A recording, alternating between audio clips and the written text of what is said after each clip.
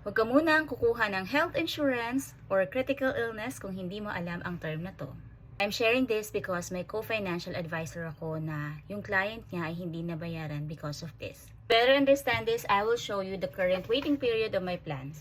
Iba-iba kasi siya. Sa Pacific Cross ko na plan, 30 days yung waiting period. So it says here that you can avail of your Blue Royale medical benefits 30 days after the date shown on your policy. However, you already have immediate coverage for accidental injury.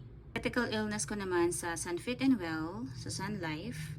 It says here, the diagnosis of any critical illness must occur more than 90 days after the date of the policy comes into force. Yung na-mention ko kanina, on the 89th day siya na-diagnose. That's why hindi siya nabayaran. Kaya kung kaya naman financially as early as possible, kumuha ka na. And one last reminder, kapag nagkaroon ng financial struggle at hindi mo nabayaran yung policy mo, and then na-reactivate mo, nagre-reset yung waiting period na meron ka sa policy mo.